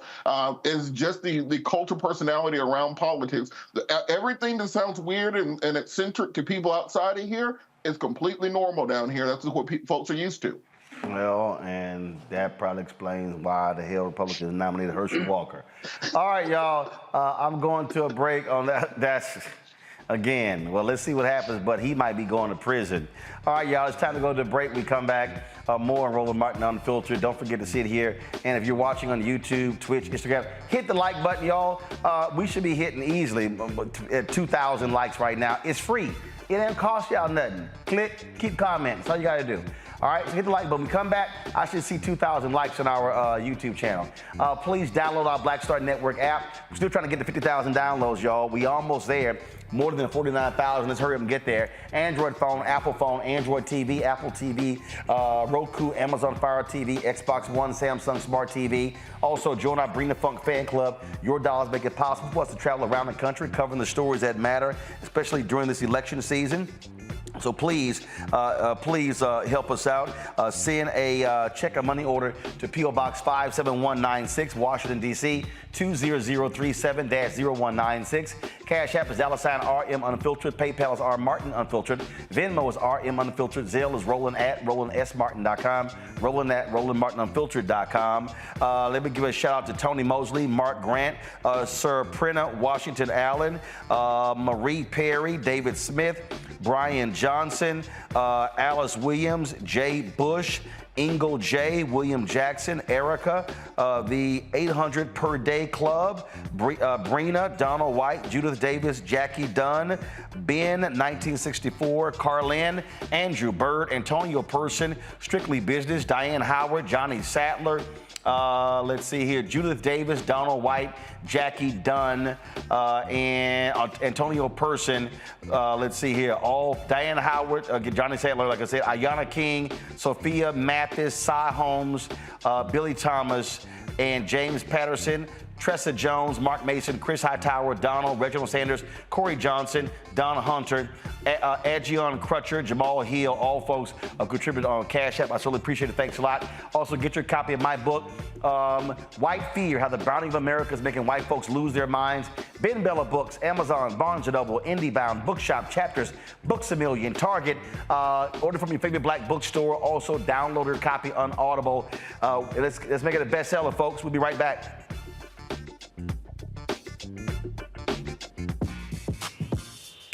When we invest in ourselves, our glow, our vision, our vibe, we all shine.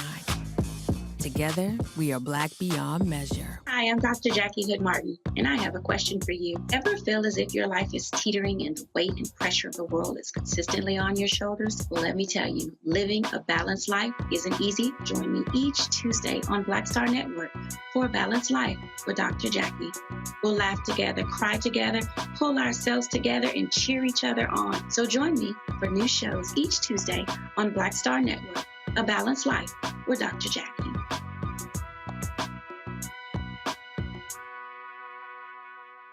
When we invest in ourselves, we all shine. Together, we are black beyond measure. You know what's on the ballot. It's not just legislation and policies we believe in. It's democracy. Our democracy. There's a choice on the ballot between freedom and fear, between cruelty and compassion, between chaos and community, between voting or violence, and the end of rights generations have fought for. The extremists have a plan, a roadmap for a nation where your voice is silenced and your vote is a memory, where they count their votes and cast ours aside. That's why this year, this fight, this vote is so important. Register, engage, volunteer, fight back against the disinformation and despair, and most of all, vote, because your vote is all that stands between our future and theirs.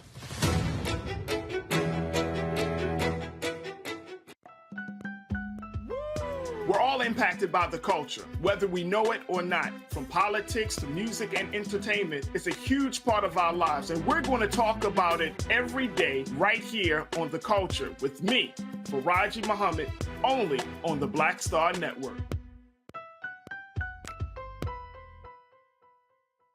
Hi, I'm Kim Burrell. Hi, I'm Carl Payne. Hey, everybody, this is Sherry Shepherd. You're watching Roland Martin Unfiltered. All right, y'all. Supreme Court Justice Samuel Alito, who led the charge to overturn Roe v. Wade on the Supreme Court, is now upset because he said that the leaking of the Dobbs decision in that draft opinion endangered the Supreme Court justices and made them targets of violence. Listen to what he had to say.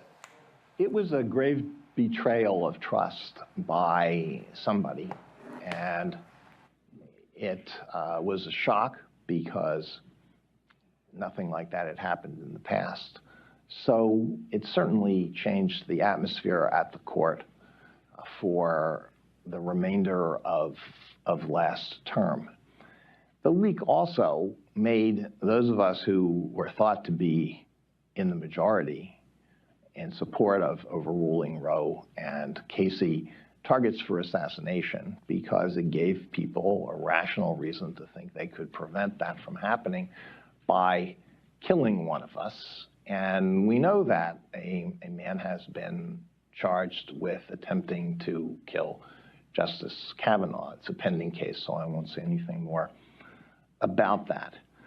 But that was last term. Now we're in a new term. I think that all of us want to, all of the justices, and I think the people who work in the building, we have a wonderful staff, I'll add that, want things to get back to normal, the way they were before all this last term, before COVID, get back to normal to the greatest degree possible. And that's what we hope will happen. And I think everybody is working on that. You know, during my 16 years on the court, the justices have always gotten along very well on a personal level. I think the public, when they read our opinions, probably misses that. We sometimes, you can see by reading those opinions, we sometimes disagree pretty passionately about the law, and we have not in recent years been all that restrained about the terms in which we express our disagreement.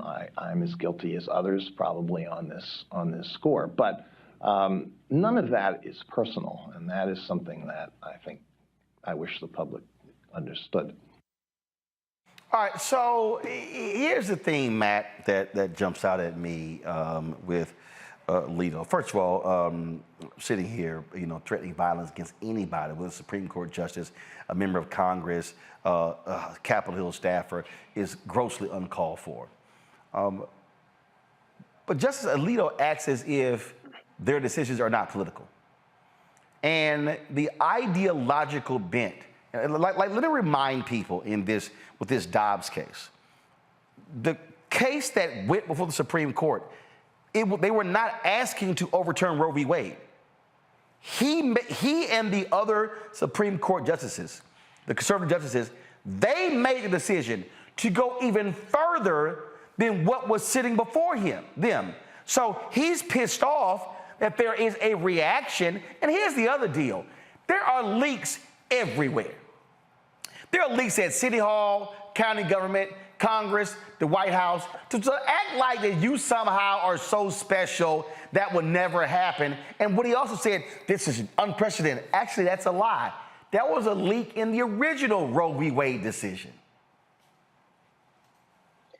I didn't realize that about Roe v. Wade in the original decision in terms of a leak, but yeah. I don't think you're wrong at all. I mean, look, the reality is, for lawyers, we may understand how the Supreme Court works and some of the decisions that they make, but for your average citizen, what they hear is you were a Republican, or you were appointed by a Republican, and you're now doing Republicans' bidding. I mean, especially where Trump and the Republicans in the modern era have made everything about the courts and about, frankly, you know, advancing their narrative. So it doesn't surprise me. And I think to act like you're surprised that overturning the case that has been, you know, the most hotbed issue since the original case back 50 years ago is a surprise, shouldn't be surprising to anyone, particularly because of the ideological bent. And I think you're 100% right with that. You know, I taught the Constitution last semester, and I told my students that all the time. I think sometimes the Supreme Court just comes up with the, you know, the decision they want to make, and then they try to find a way to make that decision right under the law. And I think here to even go beyond what the case was asking for shows you that there is at least a highly suspicious potential that they are doing the bidding of Republicans. And that's what we're seeing here. So I don't think they should be surprised by that. And I don't think that anybody should be trying to target a Supreme Court justice by any means. But I don't think they should be surprised. And when you work in the public, this is what you should expect. When you make a decision that more than, you know, half of the populace doesn't agree with, there's going to be a visceral reaction. That's what you're seeing here. And the reality is people, Joe, have an absolute right to express their opinion. The Supreme Court justices, they are public servants. They are being paid by the taxpayers. And so, yes, the Constitution, they've made them these lifetime appointments, but people get to express themselves. Again, threats of violence, wrong. Folks weighing in and protesting, proper. And they're also trash because these same punk-ass Supreme Court justices allowed for there to be unfettered access or protest outside of abortion clinics, yet they, so scared, so wimps, put fences up outside the Supreme Court because they didn't want anybody protesting on the steps. Okay, so don't sit here and give me this First Amendment crap and then how, oh, it's good in the case of, it's good in terms of if you are protesting outside of an abortion clinic, but don't you dare come protest on our steps. You know, it reminds me of something my daddy used to tell me. He said, you know, son, the same thing that'll make you laugh will make you cry. And, you know, right now, you've got a situation where the Supreme Court has rendered a decision in this case, in Dobbs, that essentially makes the country less stable. That's a fact, okay? It went against the rule of law that's been established for 50 years. That's a fact. To the point that was just made, it was more than the folks were asking for. They might have been hoping for, but here's what they were asking for. It was less than what they ended up getting. And it also contributes to and supports the narrative that Donald Trump and many others spoke out loud. See, we forgot, you know, we go back and, you know, we forget how things started and how things were. You know, Scalia is considered a great justice by a lot of folk, but he was always outside of the mainstream, always. And it's one of those situations where you speak something out enough where it can become true. And a lot of people thought he was great, but he was outside of the mainstream too and didn't care about necessarily the rule of law as it pertained to what was being passed, what was accepted. He had an agenda, I believe, just like a lot of other ones do. John Roberts, he's a little concerned about his court now, but he should have been when it was time to vote a certain way on voting rights. And now the court has lost. He doesn't have control of his court anymore. And so now you have a case that you've passed, and you're wondering why there's the reaction that there is. Of course, people shouldn't have to risk their lives to be in public service and shouldn't be threatened. And I would never support that under any circumstances. That being said, if it's a separate thing or if it's a related thing, however you want to slice it, you know, we have a problem here in that they are making decisions and they're going for the gusto. You know, they said, oh, no, this is just about the states. It leaves it up to the states. How many weeks did it take Lindsey Graham to propose something national?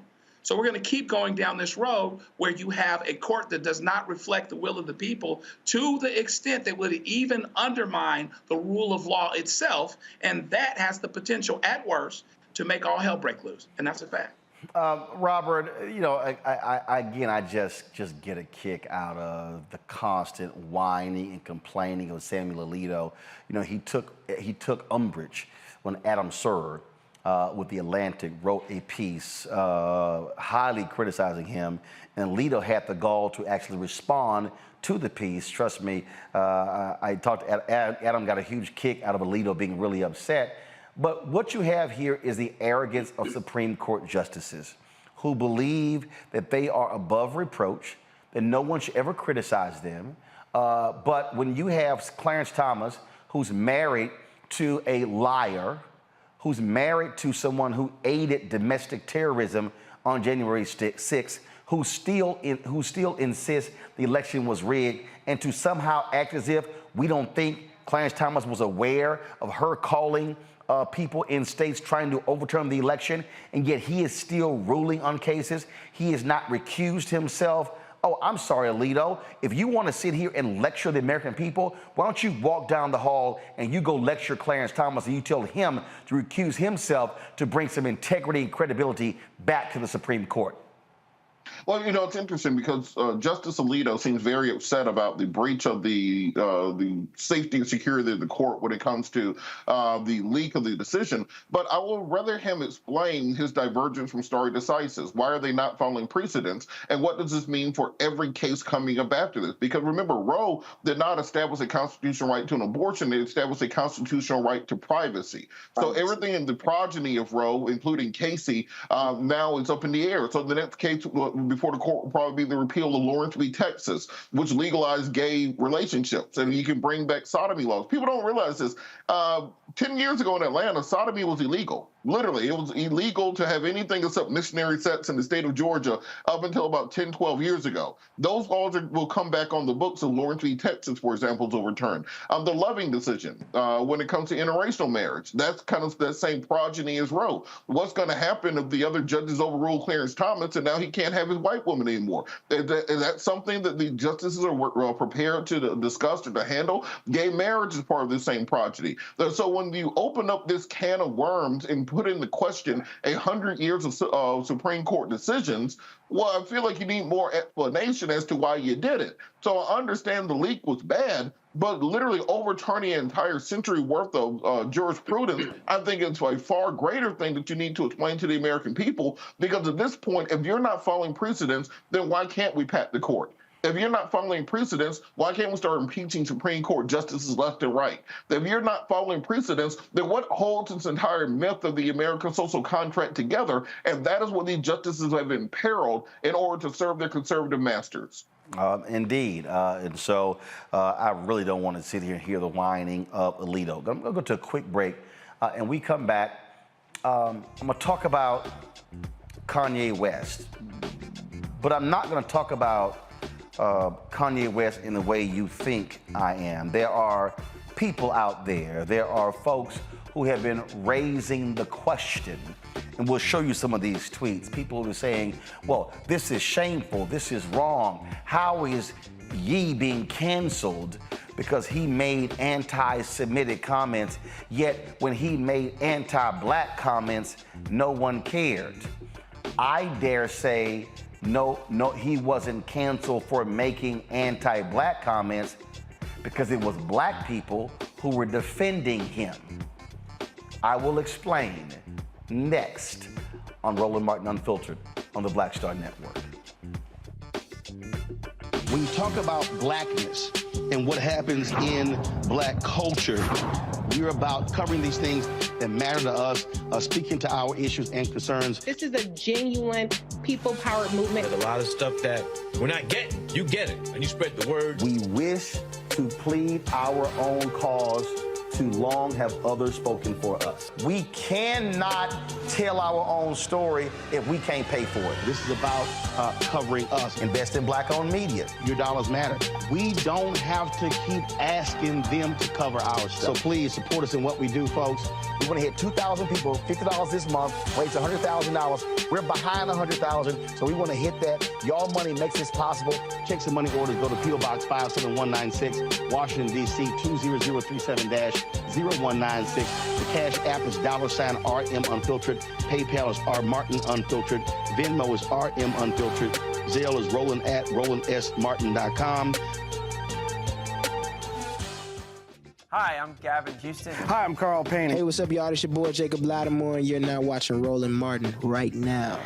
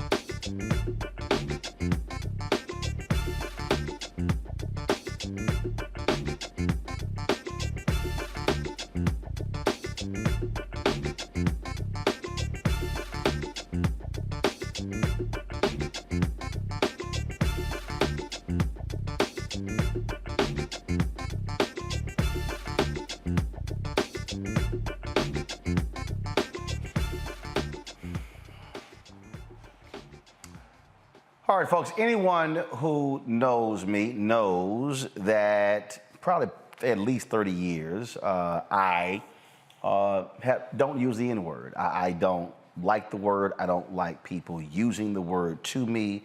I don't like people using it on my timeline. If you do, I will block you in a heartbeat. That's why when that idiot Candace Owens tried to actually accuse me, she's like, the reason I block you because you called me an Uncle Tom in the South and the N-word, I'm like, you're a liar, because I don't even use those terms. I don't allow them to be used even on my show. And so that's why Candace Owens is an absolute liar. And so I've watched with curiosity the response to people in the wake of Adidas and the Gap and CAA and other companies dropping Kanye West as a partner. And I've watched as African Americans have risen, some African Americans have risen to Kanye's defense by saying, he gets canceled, he gets dropped when he makes anti-Semitic comments, yet why is it that when the same Kanye West made anti-black comments, when he made comments about Harriet Tubman, he made comments about slavery, why is it that people did not rush to drop him then? And I dare say the reason folk did not rush to drop Kanye West then, because black folks, or a significant number of black people, made a number of excuses for Kanye West. That's right. I don't really want to hear, I don't accept when I hear some black folks make this ignorant ass position that, we have reclaimed the N-word and we've dropped the ER and we've added the A and now it's an affirmative word. I took offense with Kendrick Lamar in the Vanity Fair cover story when he said, can we just have this word? I was like, hell no, send it back. And I'm watching folk right now defend Kanye. Well, Kanye didn't lie. Jews do run the music industry. Jews do run media. But when you say I'm going to go DEFCON 3 on Jews, and then he says I can make anti-Semitic comments and Adidas, they can't drop me. Well, they did today. In fact, y'all, I saw this tweet where he showed up at at Skechers. He showed up at Skechers unannounced and was filming. Skechers was founded by two Jewish men, and they politely escorted his ass off the premises and then released a statement making it clear they ain't got nothing to do with him, ain't gonna be in business with him, and don't tolerate any damn thing that he has to say. That's what they said today. Also, the Holocaust Museum offered Kanye West a private tour, talked to him about the Holocaust. He turned them down and said that Planned Parenthood was his Holocaust museum. That's what he said. But the reason I am talking about this, because I told y'all I don't give a damn about the ignorant ass Kanye West. But the reason I am talking about this here is because I believe it is time for us to really begin to have a real substantive conversation in Black America. This is a time where we have to call a family meeting. Because I think one of the fundamental problems that we have is that we as African Americans, there is this knee-jerk reaction to somehow protect one of ours when white folks are attacking one of ours, as opposed to saying, no, his ass got to go. Kanye West has said insidious, damaging and shameful things about black people, and a lot of us were fine with it. I was personally offended when individuals who I know,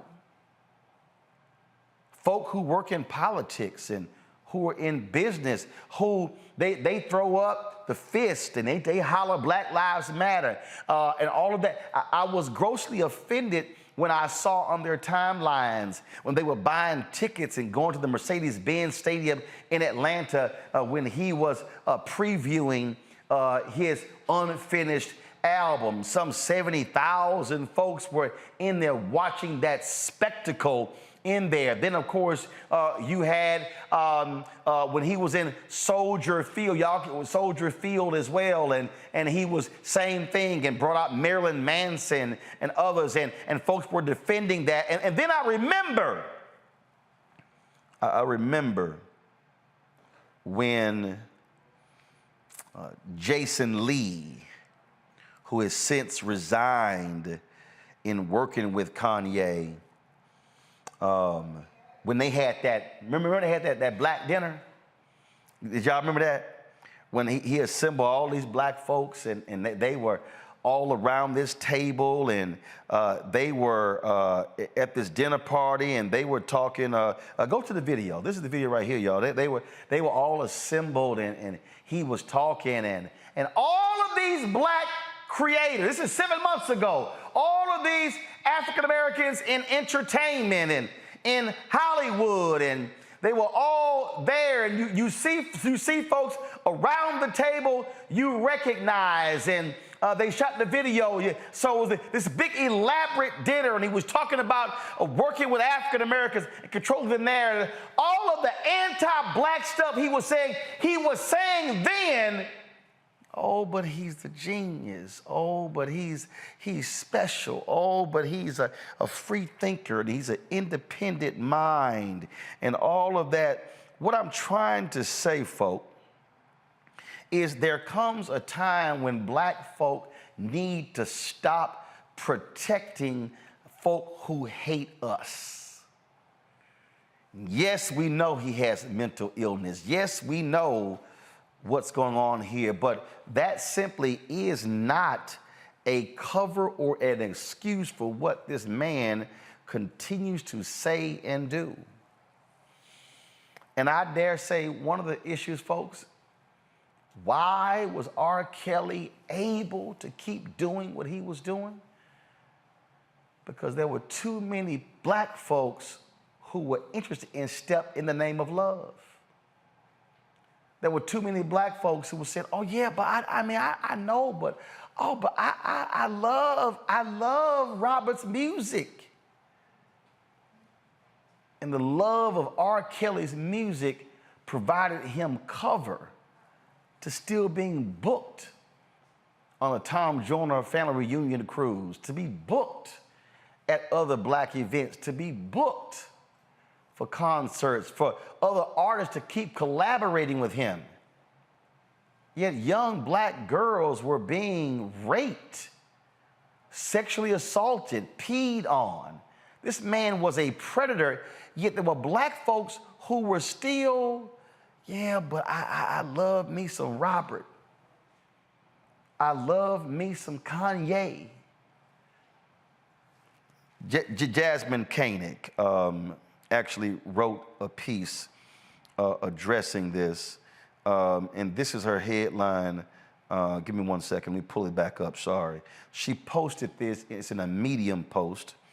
Why you get canceled for being anti-Semitic and not for anti-blackness. That's the headline. That's the headline. If you read the piece, y'all, go to her Twitter page, you will see it. If you read the piece, you will actually see what she lays out there. One of the things that she says is that, right here, she says, one thing I can tell you about Jewish people is that when it comes to anti-Semitism, they close ranks. Everyone is reading from the same page of the same playbook and speaking on message. Black folks, y'all say on code, huh? You won't find a segment of Jews who identify with anti-Semitic slurs or feel that if you replace this letter with that letter and reclaim the word, it changes its meaning and makes it okay to use. The same can't be said of black people. Half of us use the N-word as a term of endearment, so why should the rest of America get their panties in a bunch over anyone else using it as long as we continue to use it and allow others to make millions of dollars from our use of it? Jasmine ends her piece right here. She says, go back to it. She said, I admire. She said, I'm not mad at Jewish people. I admire their unity and the resolve they have against anti-Semitism. I long for the days I only heard about from my grandparents when black people had respect for themselves, each other, and stood together on our most pressing issues for the betterment, not the detriment of our people. Last paragraph. In the end, it all comes down to this. Ye is going to be canceled, and anti-blackness will continue to be tolerated in America as long as black people are the main perpetrators of it. On this, we can't expect more than what we're willing to do to ourselves. You cannot demand for somebody else to respect you. Let me look right here. So I need to be real close to y'all. You cannot demand for somebody else to respect you if you are unwilling to respect yourself. Please show me the massive petitions to say enough of Kanye's music. Please show me the massive number of people who said Spotify stop playing his music. The massive number of people who said Adidas to on, the hell with his gear. You can't compare the two if you didn't do the work to actually get him dropped. And there are too many of us, even right now, who continue to make excuses for Kanye West after the bullshit he said about George Floyd, after the White Lives Matter shirt and that crap with Candace Owens, after the crap he did with Donald Trump, after the stuff that he said on the Drink Champs, and the stuff he said to Tucker Carlson. And we go on and on and on and on and on. If you black and you defending Kanye West, you the damn problem. You the problem. And that is anti-blackness, no matter how you dress it up. Go to my panel for thoughts, final thoughts before we end the show. Matt, I'll start with you. I actually disagree to an extent, Roland. And I disagree insofar as I hate when we have this conversation as though black people are the only people who do this. I think this is an issue of celebrity, number one. I think two things can be true at the same time. I'm not at all supporting what Kanye said. I'm not giving him a pass. I think the brother has done way too many things in the public space that have been problematic. However, this is more a symptom of anti-blackness being something that is considerably more pervasive and more the original sin of America than anti-Semitism. And there have definitely been a lot of instances of anti-Semitism. I don't mean to trivialize it in any way, but we see instances of anti-blackness all the time on a grand scale that have nothing to do with Kanye. So yes, we have a responsibility to hold him accountable, but I don't like it as though we're the only ones that allow celebrities to run amok. I think it's a false equivalency, and I think we need to have a more nuanced conversation. We need to hold Kanye accountable. I think we need to, we can have intellectual conversations about the use of the N-word, but to put the onus solely on black people and say that we are, consistently failing our duty, I don't think that's true. Here's the whole deal. If something is defined as anti-blackness, then who other than black folks are supposed to lead the charge? I don't disagree that we should be involved in leading the charge, but I don't like the notion that we consistently never do that, because there are people who've been calling Kanye out and other black artists for years. No. There's a difference between a few individuals calling someone out and then mass mobilization. What I'm talking about is when you have mass mobilization saying enough is enough. What I'm arguing is that too many of us are making excuses. The reason R. Kelly continued to do what he did is because a whole bunch of us turned a blind eye because we loved his music. I mean, the record is sitting in front of us, and that's one, I mean, literally, black DJs, oh, not man, but no, was still rolling with them. What I'm arguing is no one is going to protect us first other than us. I just think too often we give our folks a pass because we like their music or they cool or this ain't really no big deal. And frankly, it's wrong to go, well, why he getting canceled because anti-Semitic when he was making anti-black? But what did we do to mobilize against his anti-blackness? That's my point. I get it. And I think two things can be true at the same time. I mean, Mel Gibson's still making movies, right? Mel Gibson's still making movies, and he's said anti-Semitic things and had a number of things that have been problematic. And we're not, as a matter of course, saying that white people are dropping the ball for not calling them out. I mean, I just think it's a little bit of a false equivalency. And we should. We should. And we should. It's a little bit of a false equivalency, and I think sometimes we are a little caustic in how we talk about it. I don't think you're wrong. I think we should hold them to task. But I think we should also look at the larger phenomenon that this is celebrity. And what an average person might get as a consequence for doing something, an average person doesn't get the benefit of being a genius and being a transformative artist and all of these things. And I think that's a bigger symptom of celebrity and celebrity idolatry than it is black people solely dropping the ball. That's my opinion. Joe? We hate, can I say, first of all, I agree with both of you, but we hate technicalities, right? In court, when you're explaining something simple, at the dinner table to the fam or at the barbecue, somebody got arrested, but they got off on a technicality. We're upset when they get off for a technicality because on the merits, they really should have been had, right? But here we are talking about this whole Ye situation. And listen, Ye is about Ye. He ain't about Kim. He ain't about us. He's not about anybody else. But we would use the technicality of this cancellation argument to validate him when he's already invalidated himself. And that's kind of the issue that I see is that, Ye undid himself as it pertains to us a long time ago. And to the point that was made, a lot of people have been speaking out against him. A lot of people have been speaking out against Kanye. But I would also say against R. Kelly. But what I would add is that I'm with your point, Roland, particularly as we talk about when we go back, what we've gone through as a people, the fact that we were written in the Constitution as 3/5 of a person, and the Constitution wasn't really written for us. And we're trying to make a square peg fit in a round hole anyway. Okay, that means we have further to come. And so to speak with one voice on this is why it's that much more important. We shouldn't have to the point that's made. There should be room for nuance, et cetera, but there's so much going up against us. It makes our discipline in the N-word issue. We're real good at taking lemons and making lemonade. But you got to put lemonade, you got to put sugar in lemonade to make it sweet. And sugar can damage your teeth. It can damage other things. And in this situation, when we use it to sweeten the fact of the matter that this brother has invalidated himself a long time ago, if you want to have that discussion about what the Jewish brothers and sisters do versus what we do and cancellation here or there, this is not the way and the time to do it because you're standing on a shaky foundation with Ye. And that's the problem I have. Robert?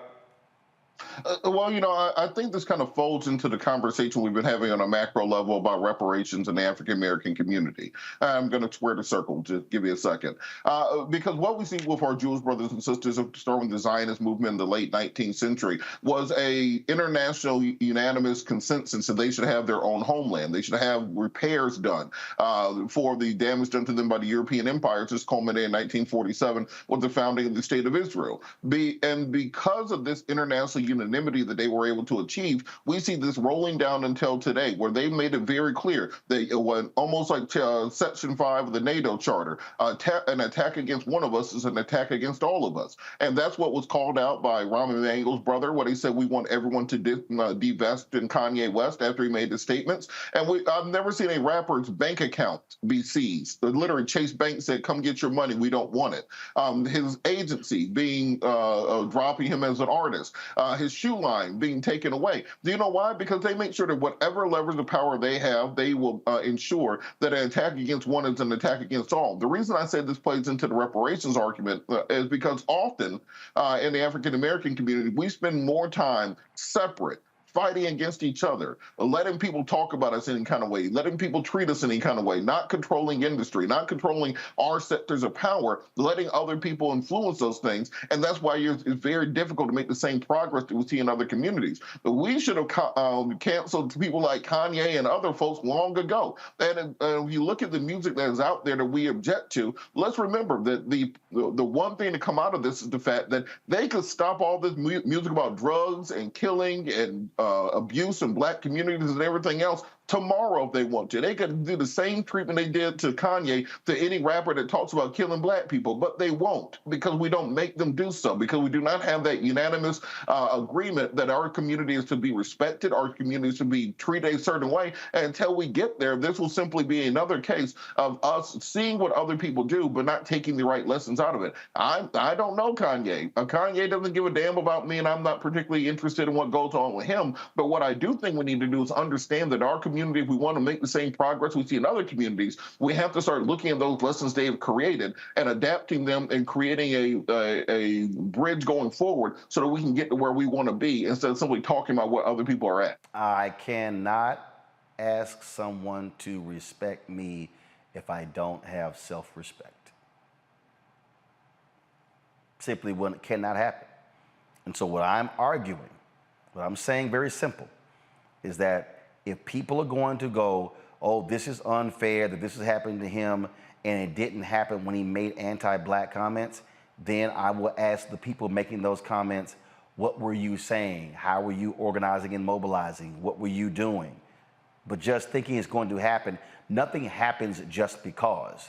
There actually is a cause and effect. There's a response to things when these things happen. And what I'm saying is, we must be willing to stand up and call out one of our own who says or does something about us, and then not wait for that person to say something about somebody else and then go, oh, now it's okay to criticize them. It's as simple as that. And so I think the lesson here is for people, I was debating some folks today, and they were like, now Adidas dropping him, he made Adidas relevant. I'm like, you haven't even looked at the market share of Adidas outside the United States. Folks were just sitting here, just popping off, oh, he made it cool. You know what the hell you're talking about. Like, go look at their market share, a $19 billion company. Look at their stock price. I mean, again, when I listen to people, when I listen to the rationale, when I saw the rationale when it came to R. Kelly, when I saw the rationale to some of the other issues, I'm going, what are we doing? We cannot, nor will we ever get respect from anybody if we don't start with ourselves. That's the point I'm making. Joe, Matt, Robert, appreciate it. Thanks a lot for joining us on today's panel. Thank you so very much. Folks, if you want to support us in what we do, please download our Black Star Network app. Available on all platforms: Apple phone, Android phone, Apple TV, Android TV, Roku, Amazon Fire TV, Xbox One, Samsung Smart TV. You can also, of course, join our Bring the Funk fan club. Send a check-in money order to P.O. Box 57196, Washington, D.C. 20037-0196. Cash App, $RM Unfiltered. PayPal, R Martin Unfiltered. Venmo is RM Unfiltered. Zale is Roland at RolandSMartin.com, Roland at RolandMartinUnfiltered.com. And you can also get your copy of my book, White Fear, How the Browning of America is Making White Folks Lose Their Minds. It's available on, of course, all platforms. Amazon, Barnes & Noble, of course, you can get it from bookstores. Download it from Audible, of course, order from your favorite black bookstore. Tomorrow, I'm broadcasting from Baltimore, folks, where I'll be doing the Q&A in our second hour of the show with Jamel Hill. This is her new book right here, Uphill, a memoir memoir. It just dropped, and so get a copy of her book. So I will be in Baltimore again with that Q&A. We'll have our show in the first hour of the show. The second hour, again, my Q&A with Jamel Hill from Baltimore for her new book, her memoir, Uphill. That's it, folks. I certainly appreciate it. Thanks a lot. I'll see you tomorrow right here on Roland Martin Unfiltered. And yes, I'm rocking the Astros because we in the World Series for the fourth time in the last 6 years. And the Philadelphia Phillies, y'all about to get tagged. Just letting y'all know.